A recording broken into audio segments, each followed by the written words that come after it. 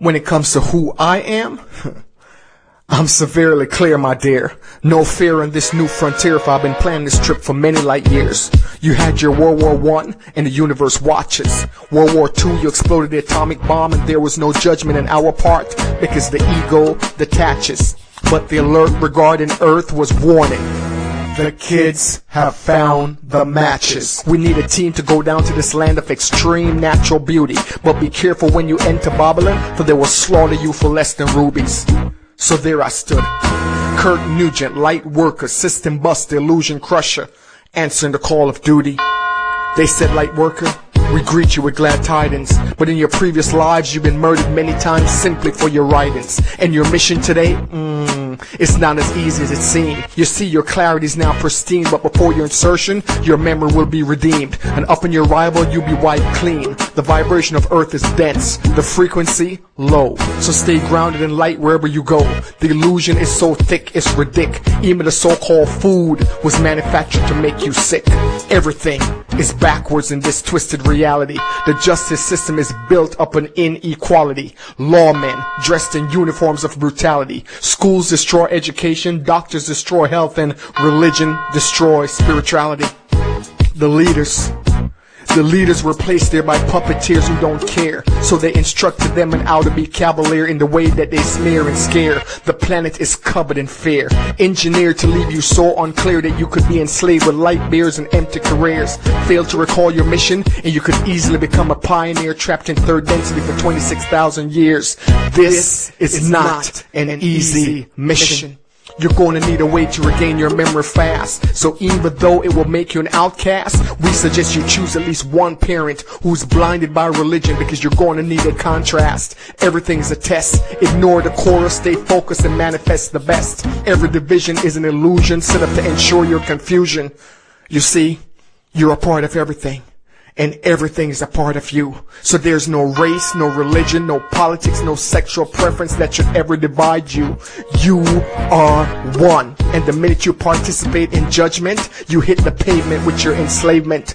Most of the planet will operate in 2 strands of DNA. You will have the ability to operate in 12. But the only way you can do this is to make sure that the ego yields to the higher self. Calmly, I replied.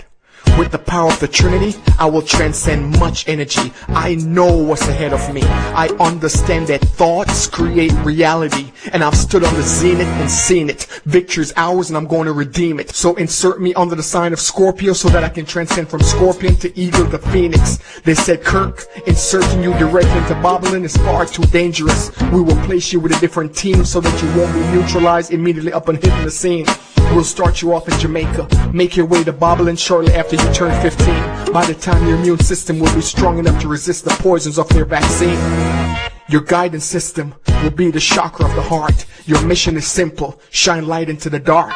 If your religion is anything other than love, you will miss the mark. And if you get caught up in the divisiveness, you will be absorbed by the dark. Forgive and forgive quickly. That is your only path. And whatever you do to a single human being, that karma you will eventually have to marry. In other words, the love that you withhold is the pain that you will carry. You could easily get trapped in third density. So let the words I am guide you back to your true identity. And when you come to a fork in the road and you're confused how to make the call, ask yourself, is this decision serving my ego, or is it serving the highest good of all? Be conscious of your intentions in everything that you do. And remember, you don't have to attend every argument that you're invited to. Love will be the greatest asset of them all. Attraction will be your strength, resistance your downfall. Your emotions are linked to a magnetic tower. So whatever you love, you empower. Whatever you empower, you will establish. Show the planet how to unclench their fists and establish bliss. However, you're there to teach, not to insist. Your heart chakra is divine guidance and should never be dismissed. And it's always easier to remove your attention than it is to resist. So as you can see, there's never a reason to be pissed. You're being sent to stand out, so don't try to fit in. And when you need to commune with God, that's when you quietly go within.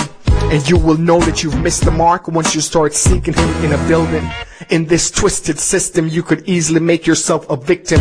Remember that your power ends where your fear begins. So let spirit be your guide. Let spirit give you the words to write. Keep your eyes focused solely on the good. You're there to understand, not necessarily to be understood. So don't try explaining yourself at any given length. Instead, go to nature whenever you feel emotionally spent. Avoid the noise. In silence will be your strength. Trust your feelings in everything that you do. You are being divinely guided, so to thine own self be true. Everyone is a teacher. They're neither friend nor foe. So never be offended. Being offended is a weakness of the ego.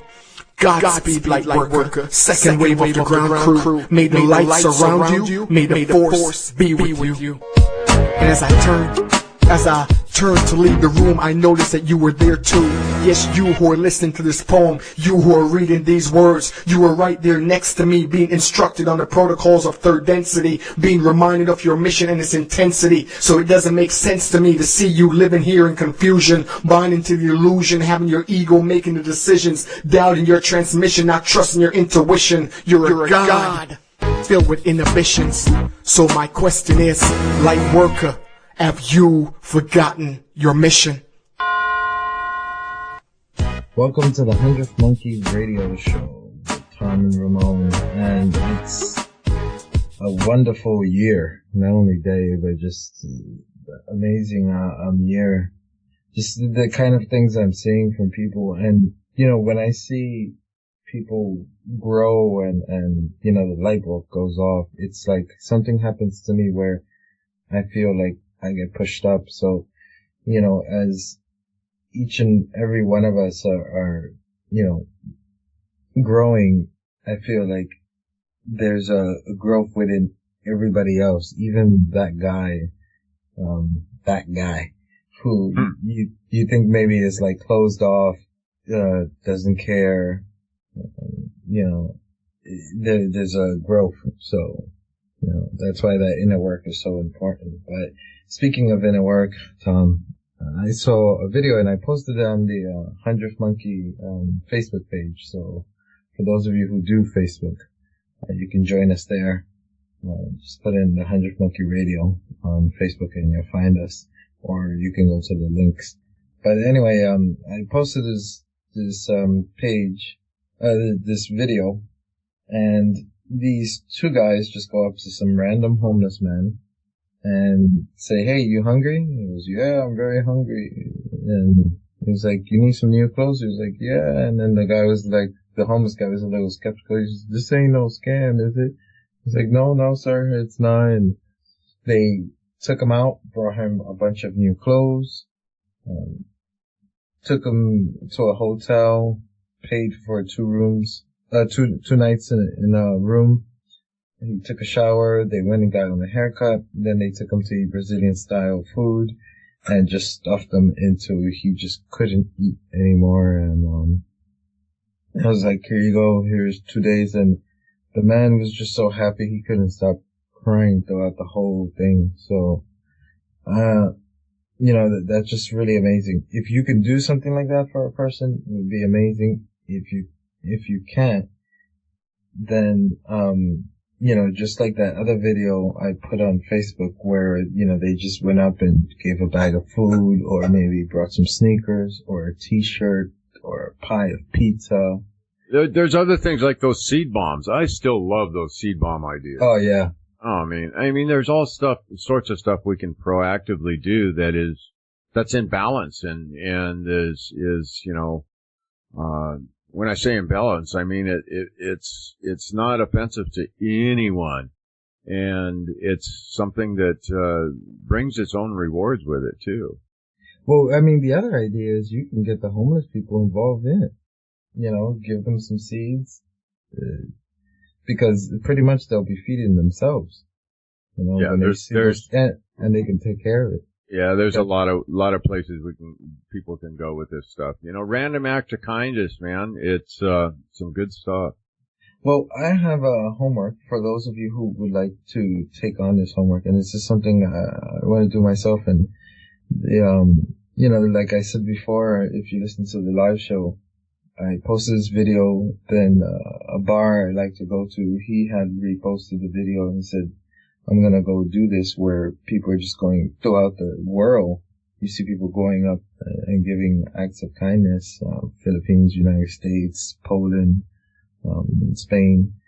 And I would like for you to go up to a homeless person, give them something, anything, and videotape that, and then I'll have, not that Tom's not busy enough, but I'll have Tom make another video thing, and Tom, that's homework goes for you as well. Oh, great. So, yeah. So, thanks for volunteering me, Ramon.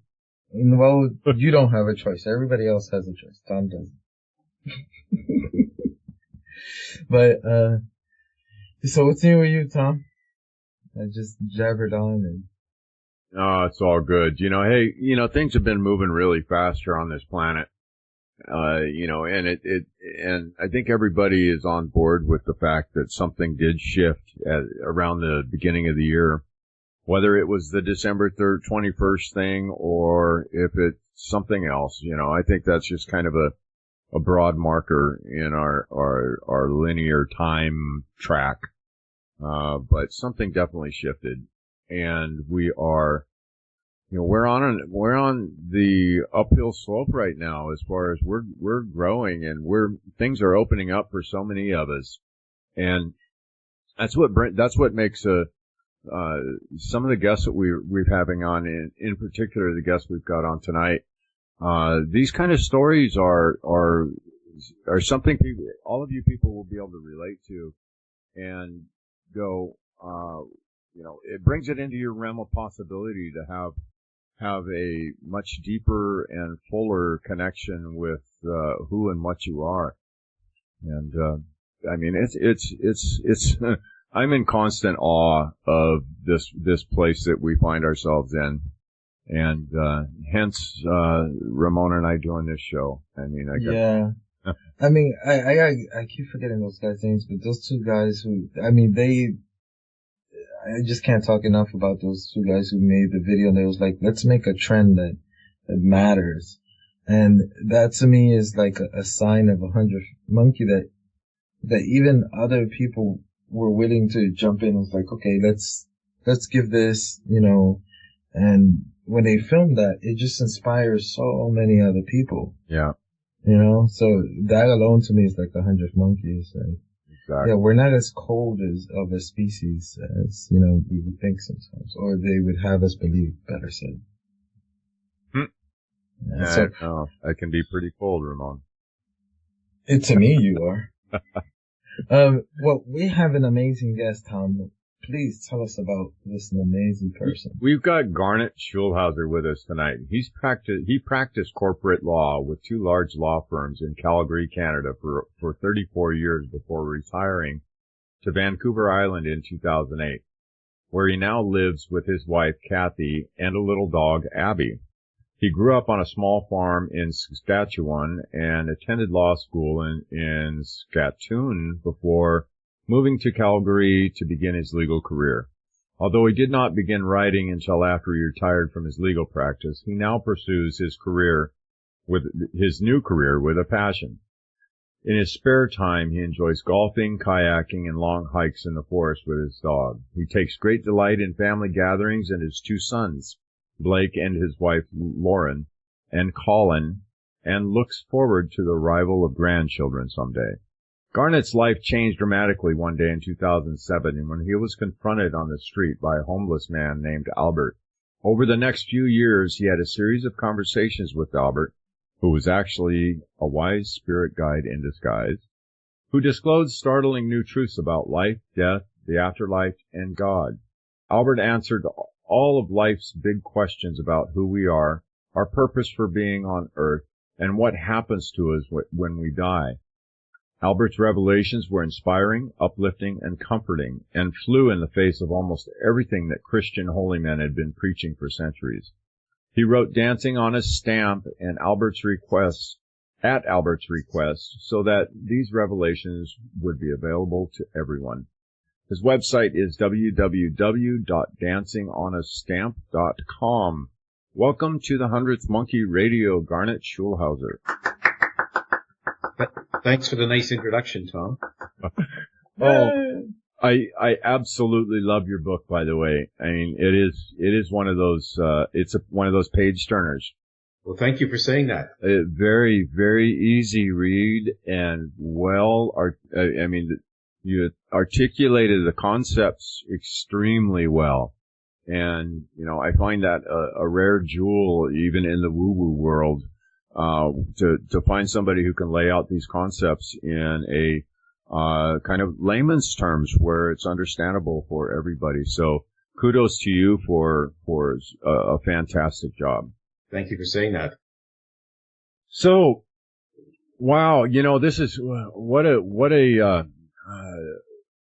a combination, coming out of the corporate world, the law, being a lawyer for 34 years and then into this field.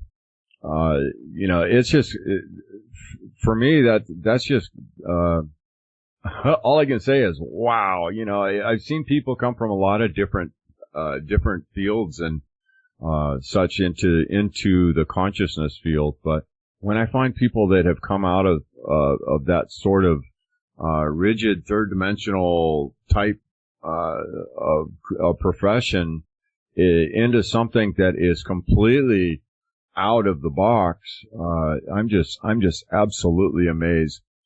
So give us a little bit of background, if you would, on how your head turned away from, out of the corporate world into where we are now. Well, it was quite an amazing occurrence, actually. And, it was interesting that Ramon's introduction talked about the people helping a homeless man. In my case, it was the exact opposite. A homeless man popped out of nowhere and helped me. So, there's some irony in that, I think. Anyway, so as you said in my introduction, I was practicing corporate law in Calgary in Canada, and I was a partner in a very large law firm, one of the largest in Western Canada. And I was a typical corporate, straight-laced, stuffed shirt kind of a guy. And so one day I decided to go for a stroll on the street in front of our building. It was a sunny afternoon in May. And so I took the elevator down, started walking on the street in my navy pinstripe suit, looking very much like a corporate lawyer. And I was strolling down the street, which I had done many times before. And all of a sudden on this day, out of nowhere, out popped in front of me this homeless man who just literally stopped me in my tracks. And he looked like a typical homeless man because he had long, stringy hair and a scraggly beard, and his clothes looked like they'd been slept in for weeks. And usually my practice would be to do a quick sidestep and go around these people because I'd encountered them many times in the mall before, and they were usually asking for money. And in those days, I just felt it best to ignore them, which I don't anymore. Anyway, the reason I didn't sort of turn tail and run was because this homeless man was very different. Although he looked like a typical homeless person, he had amazing, dazzling, sparkling blue eyes that shone like two little blue stars. And his eyes were sort of doing two things to me at the same time. The first was that his gaze was penetrating deep inside of me, right down. I felt like he was looking right down to the bottom of my soul. And I really sensed that he knew everything about me, even though we had never met before. I sensed that he knew everything I'd ever said or done in my life.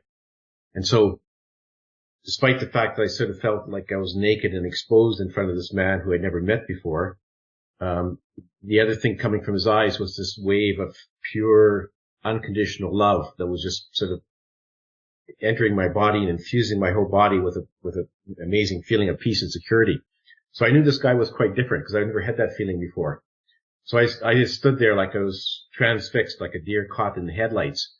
I don't know how long I stood there, and I didn't care because for me, it could have lasted forever. It was such an amazing feeling. And so he sort of broke the spell, this homeless man, his name was Albert, I found out later, by saying to me, "Why are you here?" And then he just sort of turned around and went into the doorway of a nearby store. So it took me a few seconds to collect my wits. And then when I did, I thought, well, I need to go find this guy and find out why he stopped me and who he is and what does he want with me.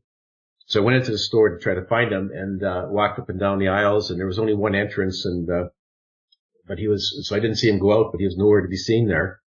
And then I walked back into the street and walked up and down the street for a few blocks trying to find him, but he just wasn't anywhere in sight. So then I gave up and I slowly walked back to my office with my head in a tizzy, trying to figure out what had just happened. And so that night at home, I was still having this whole episode revolve around my mind, and I was trying to understand what had happened. And I resolved that I just had, at all costs, I had to go find this guy again. So the next afternoon at exactly the same time, I walked back out on the same street, and I started walking to where I met him the first time, and I walked up and down a few times. He was nowhere around. And as you can guess, just about the time I was ready to give up, I see him sitting on a bench on the street all by himself. So I walked over to him and I said, "Why did you stop me the other day, and why did you ask me that question?" And he said, "You've been asking a lot of questions all your life, and I'm here to give you the answers and to help you on your journey." And so that sort of got our conversation going, and from there we conversed off and on for several months after that. And he answered all my questions, and he told me early on that he was actually one of my spirit guides in disguise. And he told me that that I was the only person who could actually see him as the homeless man. So if a passerby had walked by the bench that afternoon, they would have seen me sitting on the bench talking to myself. So it was really quite, sorry? Yeah, I was going to say, before we move on, because I think this is a very important point, because if I get this correct, when you sat down next to him and you asked him that, he said that your lawyer mind kind of kicked in at that point, right? Yeah. Initially, I was a bit skeptical because being a lawyer for so long, you can't turn your lawyer mind off. So before the conversation got underway, when he said that he was here to help me on my journey, I said, "Well, how can you help me when you can't even help yourself? Because, I mean, you look like you've been sleeping in the street for weeks and you smell like a dead fish." And he smiled at me and he said, "Looks can be deceiving." He said to me, "You look like you're a very successful corporate lawyer with everything under control, but we both know that's just a facade." He said, "You can turn tail and go back to your office and see if you can find your answers in all those emails waiting for you on your computer, or you can sit down and talk to me, take a chance." So then, despite I managed to sort of put down my skeptical lawyer mind, and my intuition kicked in, and I knew that this man was different, he was special, and I really needed to sit down and talk to him, because after all, what did I have to lose? So that, after that sort of first bit of skepticism, I sat down. And then once we started talking, of course, I really knew that he was a special person, even before he told me he was my spirit guide. But he had some amazing answers, and he gave me some amazing messages to pass on to people. And the reason I wrote the book was because after we'd had several conversations, I said to him, "Well, what you're telling me is quite amazing, and I think that it would be very comforting and inspiring for many people to hear what you're telling me." And he said, "Yeah, well, they are, because you're going to write a book," which is the first I'd ever heard of the concept of me writing a book. Huh. But so I was a bit skeptical about that as well. And I said, "Well, okay, Albert, I know you want your message spread, but why are you asking me to write a book? Because I've never written one, and I'm basically a rank amateur." I said, "Why didn't you get an accomplished author like Stephen King or J.K. Rowling to write your book for you?" And he said, "I have my reasons. You don't need to know them now, but suffice it to say, I've chosen you, and, let's get on with it, and, quit your whining and get on with your book." So that's how that arose. So I'm curious to know where your mind was at this time. Were you chewing over some of these concepts, or were you troubled in any way? And mentally, as far as, trying to figure out what the hell was going on, or anything at this point in your life? Yeah. And let me just give you a brief background so you can understand where I was coming from when I met Albert that day. I was raised in a very religious Roman Catholic family. And it was very religious. I mean, we went to church on Sundays and holy days of obligation and First Fridays and First Saturdays, and we said the family rosary, and I was an altar boy and all that stuff. So it was a very religious, indoctrination for me as a child. But by the time I sort of reached my teenage years, I had begun to question a lot of the things that the Roman Catholic Church had told me, and questioned some of their rules and beliefs, which just didn't make any sense to me. And so I sort of slowly drifted away. And by the time I was in probably my late 30s, I had more or less rejected a lot of what the Catholic Church, stood for. But then I was sort of like, okay, well, I rejected what I was taught, what I grew up with. Now I need something to replace it. And I was sort of drifting in no man's land. And so for years after that, I read all kinds of books on various religions, on spiritual matters, metaphysical books. And I was basically casting around trying to find something else to latch onto. So I was in this sort of turmoil. And I would always, it seemed like for whatever reason on a Monday morning, and I used to hate Monday mornings when I was working. Monday mornings I'd be looking at my face in the mirror as I was shaving, and I would have all the same questions kept on churning through my mind, which were like, so who am I? Where did I come from? What's my purpose in life? And when I die, what happens to me? Do I go to heaven or hell? Or do I simply cease to exist, disappearing into nothingness? And so those questions had been swirling in my mind actually that morning that I met Albert. And so he was there, he said, to answer my questions, which were those questions and many others, because as we went through our conversation, every time he answered one of my questions, two more questions would pop up in my mind. So the thing sort of kept on going. And it's in a lot of cases, Albert would, if I was sort of going off on a tangent, he would not answer my question or tell me that he would answer it later, because he had a very specific focus for me. He wanted me to write this book, and he basically knew what he wanted to be in the book, although he didn't write it for me. And he needed to keep me on track. And so that was his goal. And you mentioned earlier, Tom, that you found the book easy to read and understand. That was one of the mandates that Albert gave to me. He said, whatever you do, don't write like a lawyer. He said, don't fill your book with esoteric terms and, spiritual concepts and metaphysical concepts that are hard to understand. He said, take your lawyer hat off and try to write like you're an ordinary person and make it easy to read and understand by people who have no background in spirituality or metaphysics, so that the person on the street will be able to read it and understand it without any problem. And so that was what he told me to do. And I tried to do that when I wrote the book. Yeah.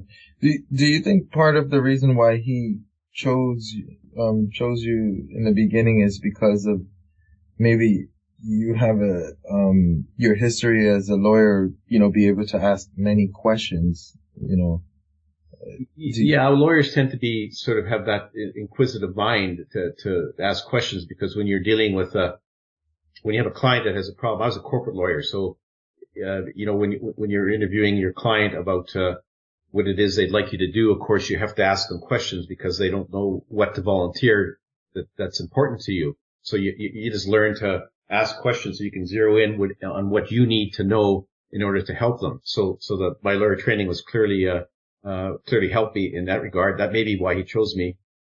I'm not sure. The other thing I think is, as a lawyer, particularly as a corporate lawyer, I had to write a lot of documents like prospectuses and offering memoranda and long letters and submissions to regulatory bodies. And so I was reasonably good at wordsmithing, although I'd never written a book or certainly not about spiritual matters. So I think that was the other thing, the other tool that he thought I had that would be useful.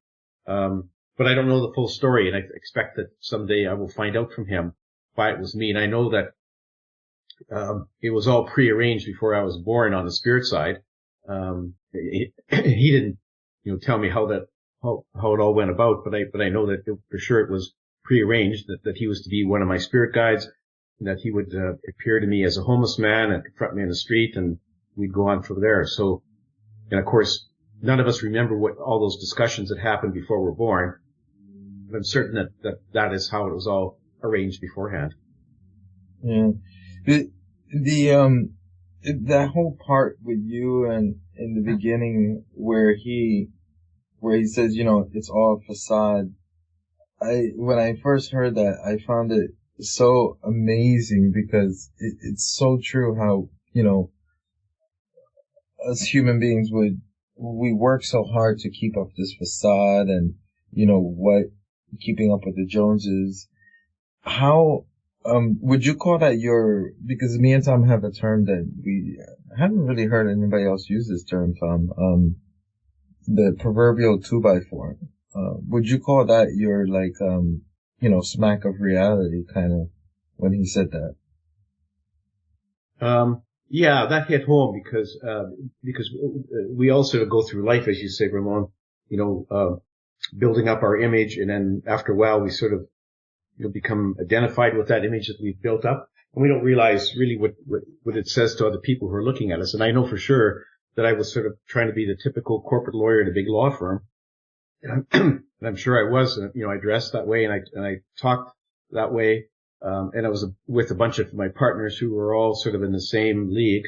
And of course, all of them would have never imagined in a million years that I could, write a book like Dancing on a Stamp. And a lot of them still can't, they shake their head and they still can't believe it. But, the whole encounter with Albert right at the front was like a 2x4 smack over the head.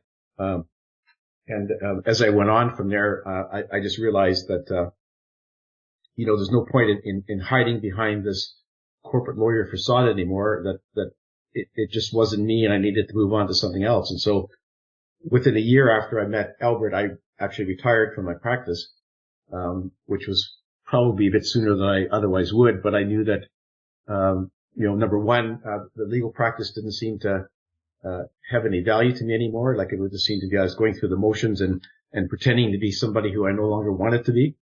And then the second thing is I knew that Albert was pressing me to write this book, and as long as I was practicing law, there was no way I could write a book, because when you're practicing law, you're very stressed out. You don't have time for extra things, and I knew it just would never happen. So that kind of spurred me on to sort of accelerate my retirement date, which I did. I retired in May of 2008, and I needed to get out of the city I'd lived in most of my life. And so we retired to, Vancouver Island, which is, well, as Tom, you probably know, is a kind of a more of a laid back place, and some place where I could, sit down and write quietly without being bothered by clients or, 200 emails every day to respond to. So that was, the meeting with Albert was sort of that smack in the head with a 2x4 that took me on a direction which is basically 180 degrees from where I was before that.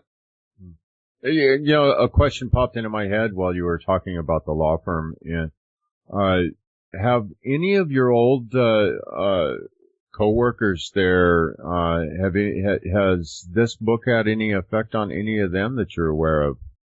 Yeah, I received actually, when I launched my book last October, I did an email blast to a bunch of people, including some of my former partners, just announcing my book. And then I've actually got some really nice emails back from some of them saying, good for you. It was quite a courageous step you took to sort of basically come out of the spiritual closet.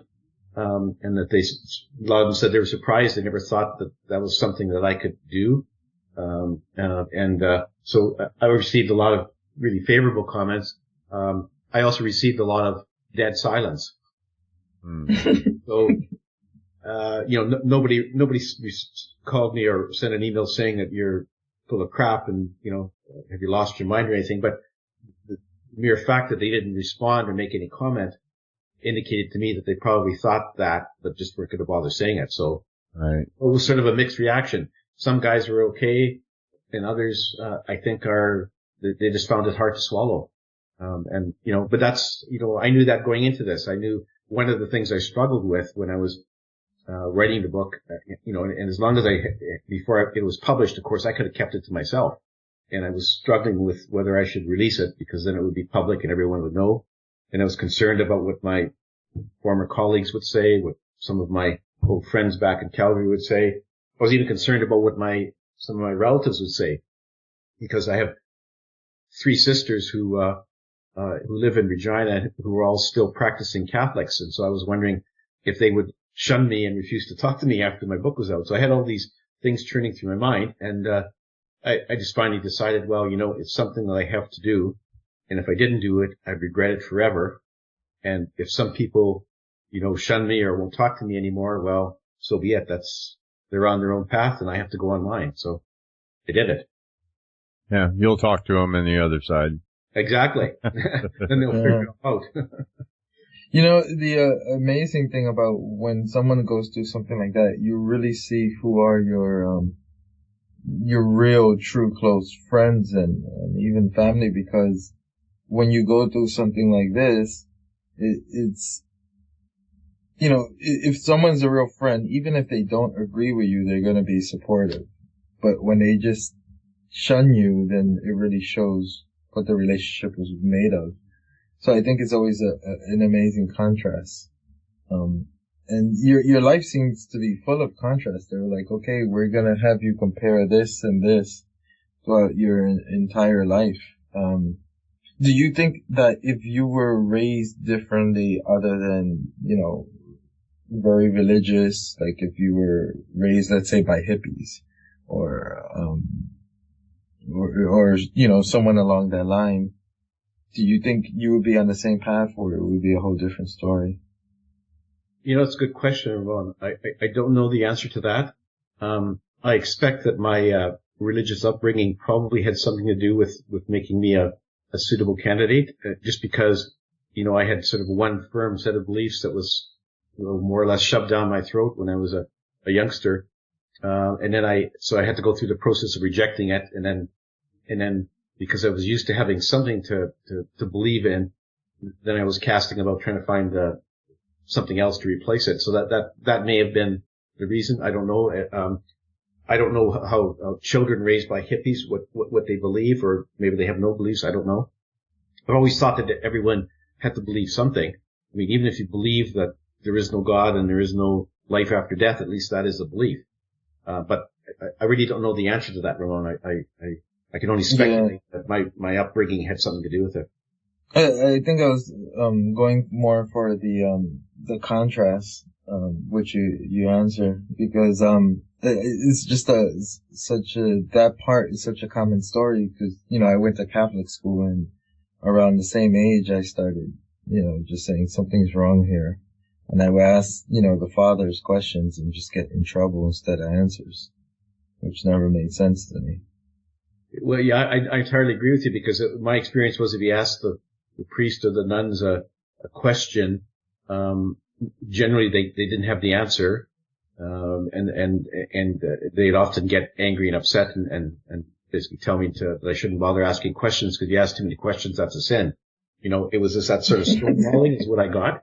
It sounds like that's sort of what you got, and that's just because there's so many things that are questionable about the Catholic religion that, and they have no rational answer, and the foot soldiers, you know, the priests and the nuns, of course, they don't really know the answer, so they just give you a bunch of gobbledygook and tell you to stop asking questions, you know? I mean, and those are things that sort of bothered me as I was growing in the teenage years and on, about, you know, why do they have these beliefs that didn't make any rational sense?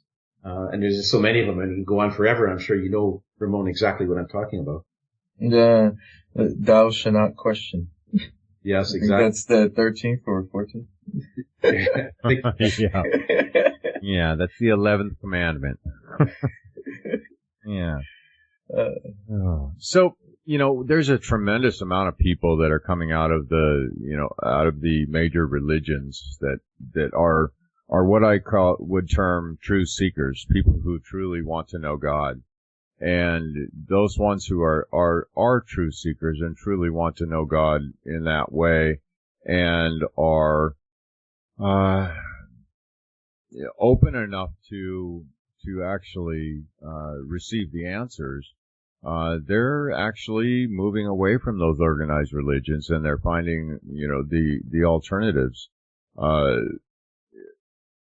I guess kind of the question I have here is, any suggestions or advice that you would have for, or anything that you gleaned through your communications with Albert on how a person deals with coming out of that strict, rigid, dogmatic, organized religious state?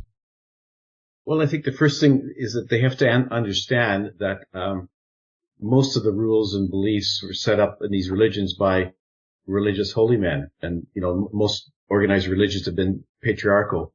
So it's men doing this. And that despite the fact that they say that their rules and beliefs come from God, they're actually man-made rules. And they're made by men, various men through the ages who who purport to be speaking on behalf of God and telling the people that these are God's rules, but they're really created by these men who, in a lot of cases, have their own agendas. And basically what they're trying to do is increase their membership so that they have people who attend church and throw money into the collection plate. And that gives them power. And, so to do that, they try to control their people through guilt and fear. So they create all these rules, which they say are God's rules. And they tell you that if you break God's rules, you're really a bad person and you've offended God, and you should try to make amends. And then the second part of that is the fear component, which is if you've broken these rules and you haven't made amends with God before you die, he'll send you to an awful place called hell where you'll suffer forever. So, guilt and fear were sort of the two controlling factors that a lot of these religions have used through the ages. And so people just have to understand, that when they're trying to come out of, break away from these organized religions, they have to understand where these guys are coming from. And they have to understand the new concept, which a lot of people have embraced and which Albert, and I discussed, which is that, God or the source or the creator, whoever you want to call him, doesn't make rules for us on earth. So no religion has rules that were God made. They're all man-made. And God does not create rules for us on earth, and God will not judge us or punish us for what we do. And if they understand that, and that everyone, when they die, no matter what they did, goes back to the wonder and the beauty of the spirit side. If they understand that and where the organized religions are trying to come from, hopefully they can just see the light and say, okay, well, what really feels truer in my heart? Is it what these organized religions have been telling me, since the time I was a child, with their fear and guilt? Or is it Albert's message and messages that other people are giving, which is that, you should cast aside your guilt and fear and embrace, love and compassion and forgiveness, and understand that you're here to experience things on this planet. And there are no rules made by God or the source. And when you pass on, you go back to the spirit side along with everyone else. So if they can sort of look at the two sort of concepts, and as Albert told me, he can't be assured that everyone's going to believe what he said in my book, but he said, you have to look at what he says and look at what your religion says, and then hold them up to the light and see which one has the most holes in it, and which one feels right to you, and just go for it that way. So hopefully they would be able to, doing that, they would be able to sort of say, well, goodbye to my religion, which is not an easy thing to do, because when you've been living with it for so long, you have that fear at the back of your mind that, well, but if I leave my religion and I break the rules that I've been told God created, will I really go to hell? Right. I found, me personally, when I got my 2x4 upside the head and started my wake-up process, I had never been, into any types of religions or anything. I mean, I was born and baptized Catholic, and periodically through my childhood, managed to get into a church of one type or another. But as far as, any real concerns for, God, spirituality, religion, it was the last thing on my mind. My pattern response when, anything along a spiritual or religious, nature was brought up was, religion was created to control the masses. That was my patented response. Well, when I started my wake up process, I read the Bible cover to cover twice. I mean, straight through. I wanted to understand.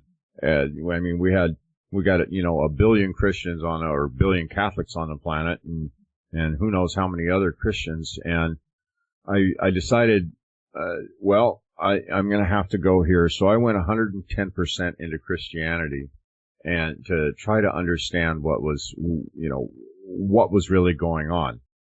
And it was the Bible itself which led me away from organized religion. And I was sitting there reading, I think it is Revelations. There's a verse in there that says, take this book and eat it. It'll be sweet in your mouth, but sour in your stomach. And as I was reading this, I got this flash of I saw myself from a third person perspective holding a book, the Bible, and it was the book that I was supposed to eat. So, so I got the message right out of the book that there was something wrong there, and it was that was the moment, and the one thing that actually, that was the pivotal point for me, personally, to, actually start looking elsewhere and considering other things. I found all sorts of other contradictions within that book too, but, that was the straw that broke the camel's back for me. So, anyways, let's see. So I want to get a little bit into Albert, and I don't know if personality would be the right word, but what kind of personality is Albert? Well, he was really quite after we got talking, it was really quite I realized it was quite an informal chat. It wasn't, Albert didn't sort of preach or lecture to me. And for the most part, he had a great sense of humor, which may surprise people, and I questioned him on that, and he said, well, of course, why shouldn't humor exist on the spirit side? In fact, he said the folks in the spirit side often laugh themselves silly watching the antics of humans on Earth. But he was quite a humorous guy, and he would take shots at me for my many human foibles, which are deservedly so, I guess. It was really like two friends chatting over a beer. Just like how you and I are talking right now. And so that was really, it made me be more relaxed, and and he, I could challenge him and he wouldn't get upset, and he could, challenge me and I wouldn't get upset. And so it was a really, sort of a give and take sort of conversation. Although he did struggle at times trying to explain some concepts to me. And he would sometimes, figuratively throw up his hands and say, well, I have to remember that, you're still dealing with your human mind, and it has its limitations, and it's sometimes I don't have the right language to explain what I'm trying to get across.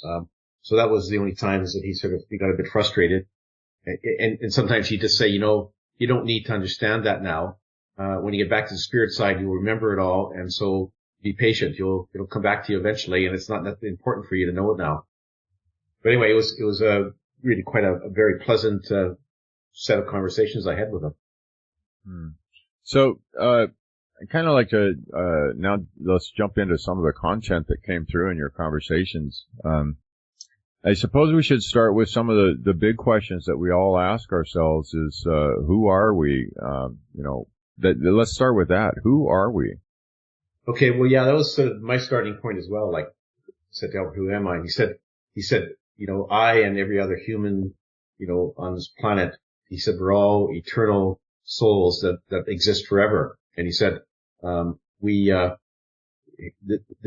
best comparison he had was that we're sort of like beings of energy in our natural state, beings of energy that spun out from the source. And he sort of gave me the analogy of sparks of light spinning out from the central sun. And he said we were all one, we were sort of part of the source then, and the source spun us out, to go and explore the universe.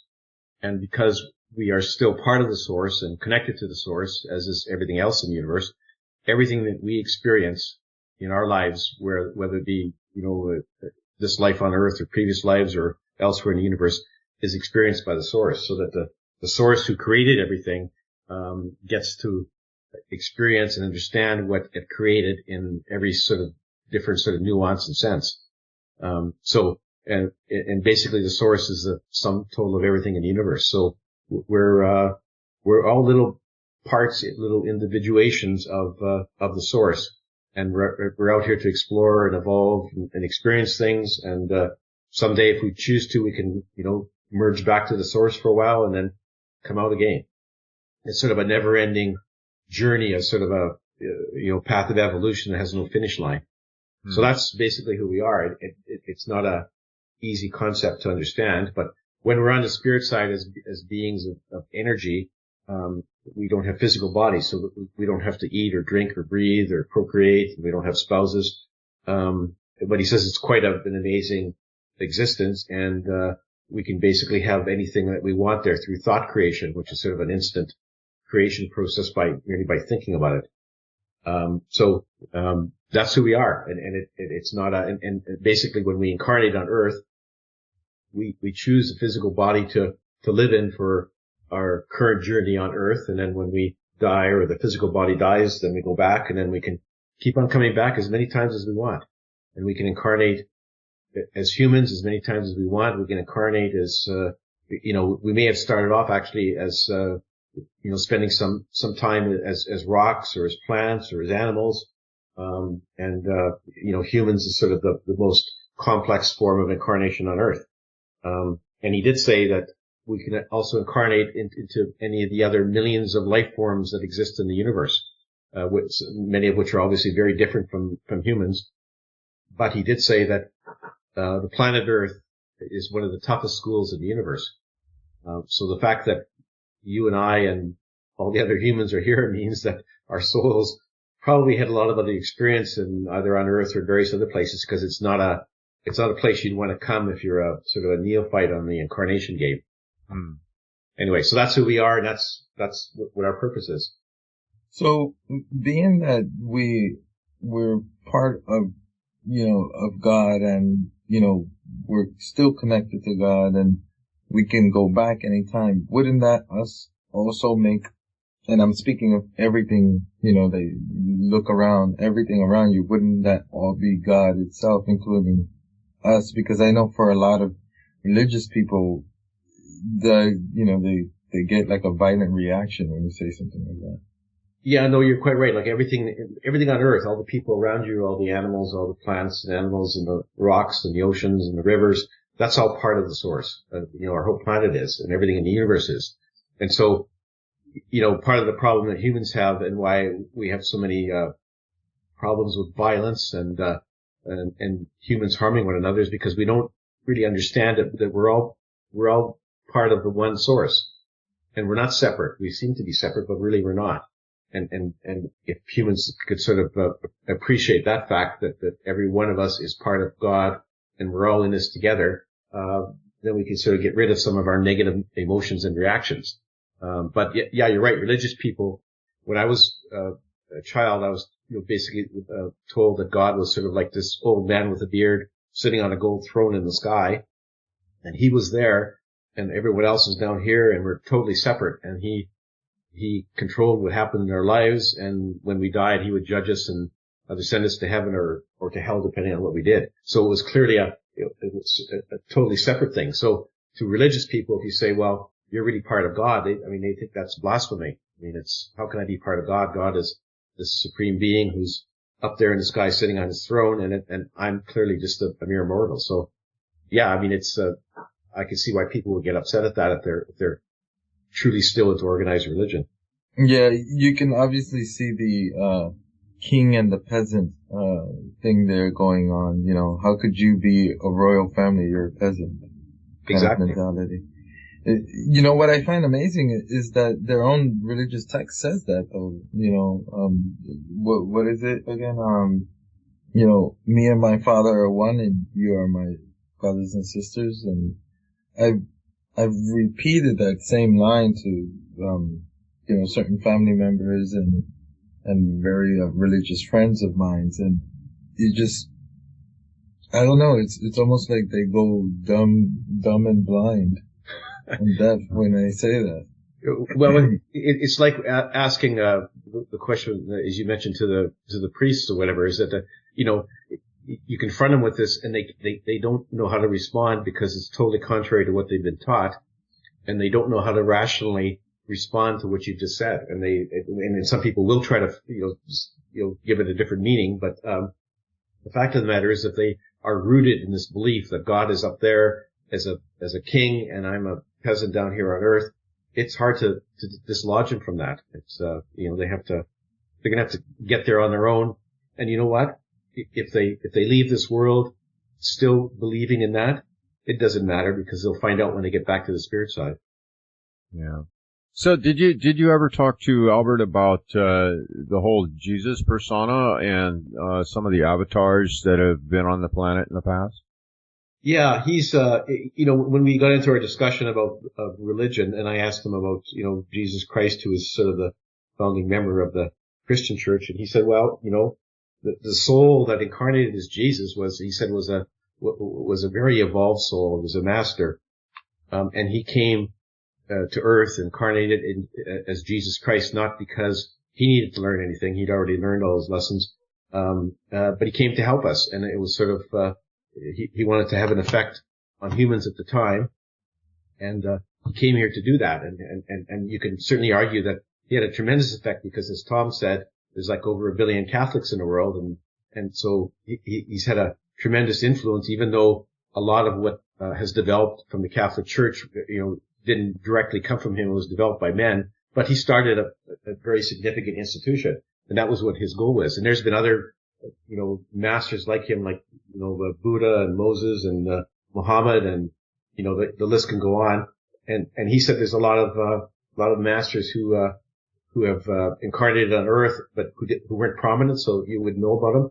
And there's a lot among us today who are sort of working quietly behind the scenes, and you wouldn't know that they are something special. But,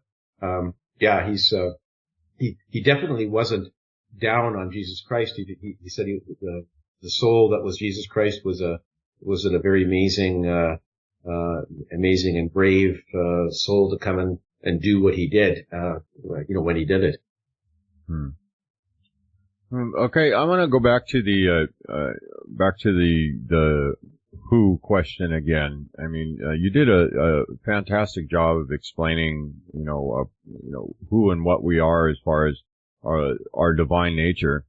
I'm curious if you and Albert ever spoke about the different, I suppose, spiritual dimensions. There's a lot of talk now about ascension and ascending into the 5th dimension, 6th dimension, 7th dimension. Have you gotten any sort of clarity along those lines through Albert? Or through any other sources that you may have tapped into? I did briefly ask Albert that question, and he said that that's something that we can get into later, so it wasn't something that we really got into in depth for this book. And of course, as you know, I didn't discuss it in this book, but he said that that's something that should go in the 2nd or 3rd book. So I'm about to begin my 2nd book. I actually sort of started it, and I'm going to be talking to Albert on a more regular basis, and that's one of the topics. I mean, I do a lot of reading, so I know exactly what you mean about the shift for the planet Earth, and from the 3rd into the 5th and higher dimensions, and for humans to follow, and that as humans we have to raise our vibration rates so that we can sort of follow along and make the dimensional shift. So I'm aware of those just from reading other books, but I didn't get an answer from Albert as to what his take was on it. But I hope that I'll get that and put it into my next book. I suppose this will be the last question for this first hour. What about the whole savior thing that is really big in a lot of the world religions? We've got what's it called, the Mahdi, and Jesus, obviously, the return of Christ. All those different religions that say there's going to be that external savior that's going to come and lead us home. Did you talk to him about that? No, didn't talk to him about that, but that's certainly a question I can ask him for the next book. No, we didn't get into that at all. So. Yeah, that'd definitely be a good one. I'd be curious to see how he responded with that. Yeah. I have a whole list of questions developing from various people for Albert, which I'm going to ask him during the course of writing my next book, and hopefully that one will get in there somewhere, Tom. Oh, awesome. Okay, well, let's see. I guess we'll go ahead and wrap it up for the first hour here. We're going to let Garnet tell us where we can pick up his books at. And I know you're doing quite a few radio shows, and you spoke at Dolores Cannon's conference there in Arkansas. Have you got anything else on the schedule coming up? I'm going to be on Dolores Cannon's radio show, The Metaphysical Hour, on Friday, this Friday actually. It's from 7 till 8 Central, or 5 till 6 Pacific time. And that's all I've got lined up so far. I deliberately try to keep August open so that I could, focus on, getting my nose to the grindstone on my second book. And I'll probably start up again with some more radio shows in September. I know I have, I've contacted a number of hosts that are going to get back to me with a date in September, so I don't have that nailed yet, but I intend to keep on doing that. And I had a very successful transformation conference on July 19 to 21 in Arkansas, Dolores Cannon's. Dolores Cannon, of course, is the owner of Ozark Mountain Publishing, which is my publisher. And I was invited to speak at that conference, and I think it went very well. I got a lot of compliments afterwards, and I had a big lineup of people wanting my book signed after I spoke, so that was a good sign. So I was very pleased with that, and I very happy to meet all the good people in the Ozark Mountain organization who I'd never met before. We just communicated by email. So it was a great thing, and I'm quite happy with the result.